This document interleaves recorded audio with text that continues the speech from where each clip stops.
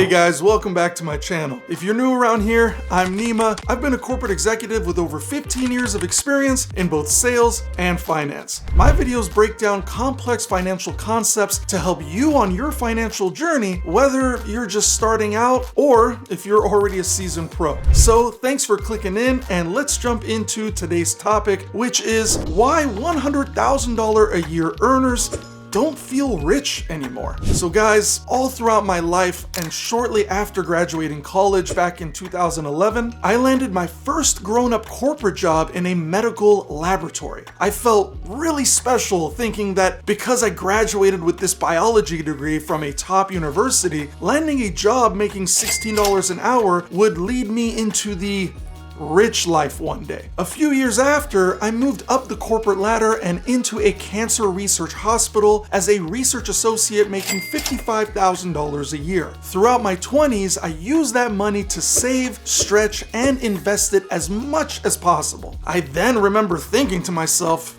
man, if I could just get to $70,000 a year, I could stop having to think about money all the time. And then even better than that, I thought, man, if I could eventually get to $100,000 a year, I'd be rich. Or at least comfortable, which is, I guess, how rich people say rich. Now guys, I was always led to believe that earning $100,000 per year was the golden ticket to being considered rich. It was like the ultimate marker of financial success, well, at least at one point. But boy, the times have changed, haven't they? Surprisingly, today more than half of those who bring in low six figures annually find themselves living paycheck to paycheck, according to this recent report from Payments and Lending Club. Now guys, it wasn't always like this, okay? But the speed at which inflation, economic uncertainty, and increasing prices for everything such as groceries, gas, homes, and everything in between have made it extremely difficult for even six-figure earners to get by now. And now that all of these problems have weakened consumer spending power, it leaves me wondering, is $100,000 still a big deal?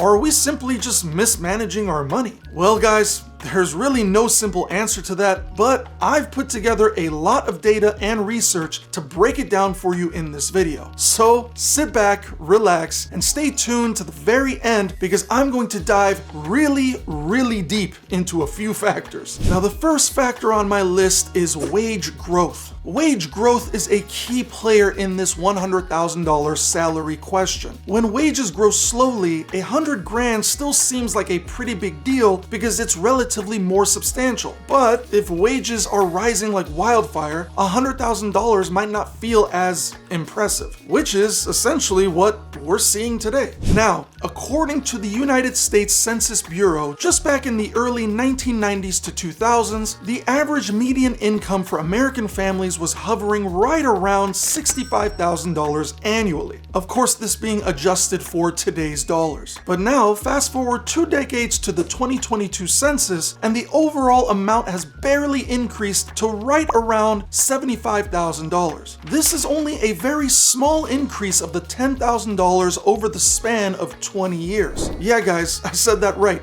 20 years. So, unfortunately, wages haven't really been increasing and haven't been growing at the rate that inflation is growing. Now, picture this. According to recent research by Pew Research Center, the American middle class has been dwindling over the last 50 years due to increasing inequality, with more households moving towards the higher and lower income brackets. Unfortunately, in 3-person household incomes, we've seen a large decline in the middle class's share of total household income since 1970. This is leaving the majority of the US population struggling to maintain their economic standing. Just looking at the difference in this earnings chart, lower income earners only jumped about $10,000 total, and middle income earners only jumped up about $40,000 total. Though the percentage increase on the right looks big, it's not really significant at all considering the rate of inflation. When you compare this to the upper income earners who jumped up almost $90,000, it's easy to see that America's shrinking poor and middle classes are barely keeping up. Now, this wage gap is partly due to something called the labor market concentration, as you can see in this image here. In simple terms, guys, if you work in an area where there aren't many similar job options, your potential employer essentially has control over your earnings. Unfortunately, they have the upper hand and you'll have to settle for the wage that they offer. Now, of course, you may be able to negotiate a bit, but it's not going to make much of a dent. But on the other hand, why don't you see this happening as much with higher paid folks? Well,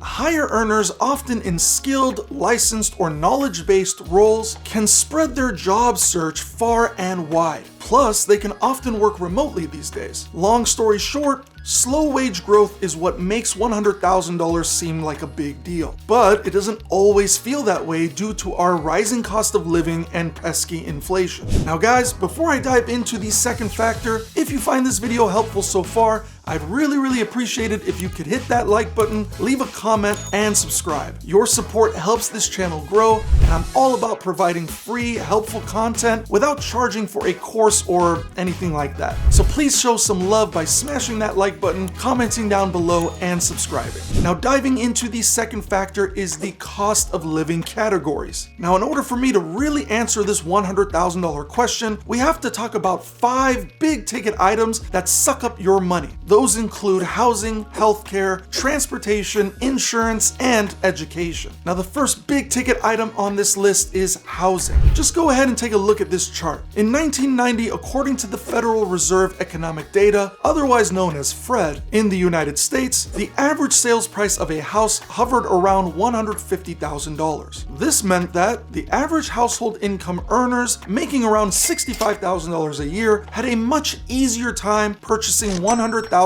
plus homes, as it was only about 2.3 times their income. Now, the average price of a home sold in 2023 is hovering around $515,000. So the same average household income earners who now make closer to $90,000 a year are having a lot of trouble affording a home that's almost 5 times their income. Now, to me, it's clear as day that housing prices have shot up way faster than income earned, and therefore, unfortunately, making $100,000 a year doesn't buy you the same house that it used to. The second big ticket item I have on this list is healthcare. Now, the healthcare scene has seen some major growth since 1960, especially when you factor in Obamacare. In 1960, healthcare spending was a measly 5% of our GDP, but now, in 2023, it gobbles up nearly 20% of our nation's income. Out-of-pocket healthcare costs have climbed about 27% when you adjust for inflation since 1990. Seriously,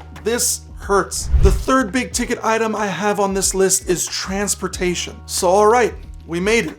Let's talk about cars. These days, the average car payment is anywhere between $500 to $700 a month. Just check out this rate of the car cost increases of the past 10 years, according to the Bureau of Labor Statistics and Kelley Blue Book. A new car sales price has jumped up about $18,000 on average. And if that's not bad enough, around 81% of folks buying a new car need a loan. And please don't even get me started on gas prices. They are high across the board, even in places where they are typically lower. Now, the fourth big ticket item I have on this list is auto insurance. Now guys, I don't want to bother you with more statistical analysis, but trust me when I say even auto insurance costs are a sneaky little expense that just keeps on growing. Just between 1990 to 2020, auto insurance showed an average annual inflation rate of 3.8%. So, an auto insurance policy that once costed you $500 in 1990 is about $1,700 for that same coverage in 2023. While inflation was about 3% during the same period, auto insurance premiums are on a whole nother level. And last but not least, the fifth big ticket item I have on this list is education and tuition costs, which are skyrocketing. Over the last 30 years, average tuition prices have more than doubled. Just check out this chart by College Board. The bill for tuition at an in-state public four-year college hovers around $11,000 annually. And if you're thinking about an out-of-state college, it's more like $27,000. To make matters even worse, don't even think about a private college, because then you're staring at a hefty $38,000 per year. This is just nuts. Ultimately, when you put these 5 major expenses together and you throw a little sprinkle of inflation ranging between 4 to 8% in recent years, you can see why making $100,000 a year doesn't really seem like much anymore. Now honestly, if this wasn't enough to show you that we're in a tough situation, the third and final factor that I have on this list is regional variations. Now whether a $100,000 salary will still feel like a good amount of money or not is heavily influenced by where you live. Just looking at this chart, in places with a lower cost of living like Memphis, Tennessee, Birmingham, Alabama, and El Paso, Texas, making $100,000 a year can stretch out a lot further. On the flip side, in high cost areas like San Francisco, New York, and Honolulu, that $100,000 might actually feel like a joke. Employers may still tend to pay higher in these regions, but again, it's not equivalent to the rates of increasing inflation. So guys, in the grand scheme of things, a $100,000 salary doesn't hold the same universal charm as it once did. Factors like slow wage growth, the rising cost of living, and the recent inflation have eaten into its purchasing power. To feel as financially secure and comfortable as $100,000 used to make you feel, especially in pricey areas, you might actually need to aim much higher. The concept of $100,000 as a benchmark for financial success is evolving and highly dependent on your location and individual circumstances. So guys, I want to thank you for watching this all the way through. If you found this video helpful, please share it with anyone who might be interested in what's happening with their money and why it might not feel like it's enough. If you have your own financial experiences or suggestions, don't hesitate to share them in the comments below. And of course, don't forget to hit that like button, subscribe, and ring the notification bell for more videos every week. I'll catch you all in the next video.